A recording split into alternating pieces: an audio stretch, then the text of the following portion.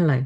The date is the 6th of October, and I'm here with, I think, the third update of the Grow by 100 challenge. I did skip a couple of weeks, I'm afraid. Ever so sorry about that. My dog is in the background, and she has been ruffling, as we call it, so she might make more noise. Um, but I want to be here and I want to talk to you about this, so I am just going to largely ignore her. I also have a second screen over here, so if you see me flitting between the two, that is why. So, where are we? Firstly, I have had 20 subscribers in total. One person has unsubscribed, but that's it.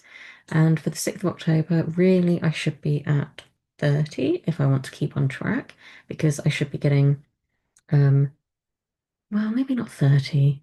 What week are we? 5 weeks. Yeah, I should have 30. Yep, no going around it.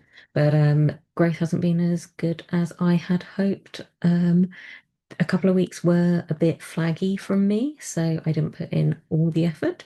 But also, I think I'm struggling to get my posts beyond my audience and get new followers, and that is what I'm relying on at the moment. So I need to really think about what I'm doing there.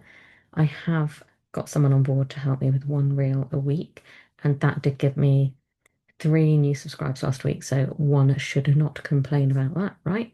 So I am at 20 new subscribers, 19 are still on the list, but I'm counting all 20.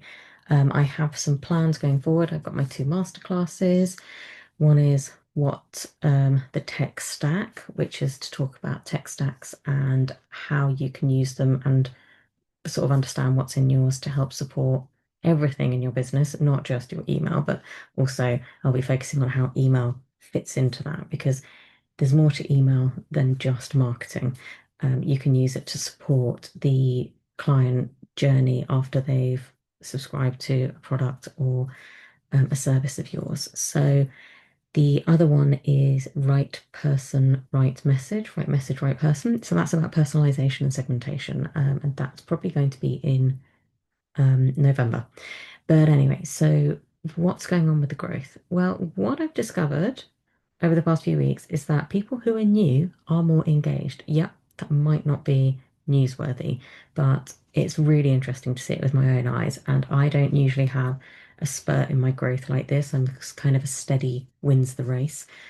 So this is quite exciting for me to be able to see this in real time.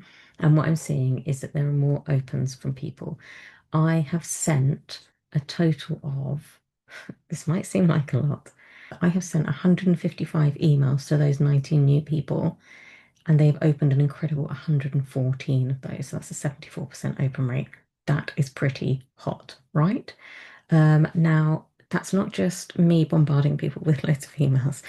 Specifically, the Reconnect um, email sequence has 5 emails in. So if you've signed up for that, you would get 5 emails in about 8 days because it's one every other day, because that is how it's designed, because it's 4 different ideas over a week, basically. So if the first idea doesn't fit, then the second idea will fit. And what I didn't want to do is spread it out too much because then you lose it and it's gone completely. And if it's a week later, then you've kind of lost that feeling, the impetus that you had to sort of get the email out there. So that's why I've managed it like that. So I'm really pleased that that's a lot of emails that my new subscribers have been getting and they've been opening. So I'm super chuffed with that. Now, I want to talk to you about how I found that information out because it's all good and well me telling you that, but it's not always as easy to see straight off. So I'm going to show you in MailerLite. So here we are in my dummy account, which is full of dummy subscribers and dummy everything really. So we're going to first go to subscribers on the left-hand side, and we've got segments and groups. Now, you don't need to be on MailerLite specifically. Of course, this talks about MailerLite, but you will have a similar setup. Most email marketing pro providers have this setup or something similar with groups, tags, labels, that kind of thing. So in my groups, these are the fixed ones. So this is when someone's maybe signed up for a freebie. So this would have things like the people who have signed up on a specific form or people who have signed up for like the Reconnect freebie, for example.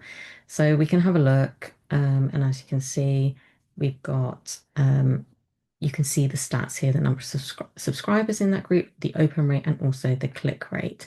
Now, with my freebie, so if everyone's come through the freebie, then you will be able to see that engagement rate through these groups. So let's say um, everyone's on the free guide.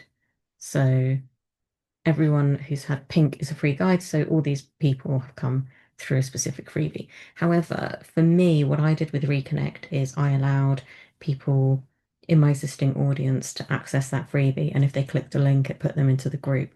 So it's a mix of people who have been on my email list for longer and those who have just come onto my email list. So the best way to find that out is to create a segment. And it's really quite straightforward. So here we have the segments. I'm going to create a new segment. Let's call this sign up last X days. Now, here we go. So for me, I've set this up in my account as signed up after the 1st of September, because that's when people have signed up, and that doesn't also include the 1st of September. So that's when the challenge started. So anyone who signed up since the 1st of September is included in that, and that's where I'm able to see the number. And then also anyone, but you can do it for a period of time, so you can have it for anyone who signed up in the last 60 days or 90 days, or however you want to work it. This is going to be difficult because I think no one's signed up since 2023, according to me.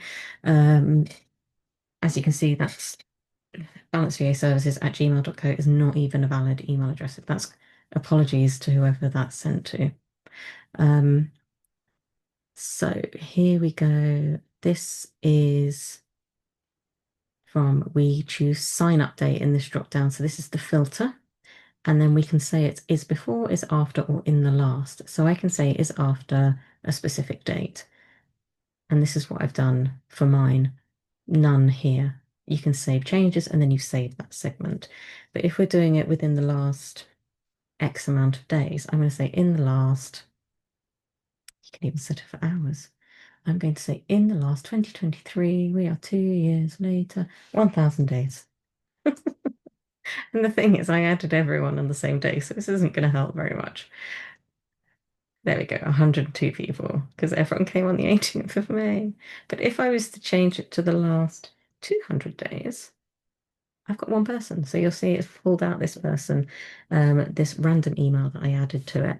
So that's how you can set. And then once you save that, you can actually look on your segments and it will give you the same information. So your segments will say, right, that person, no percent open rate, no percent click rate, which doesn't surprise me because that email went to a faulty mailbox. So of course they haven't opened it. That bounced back immediately.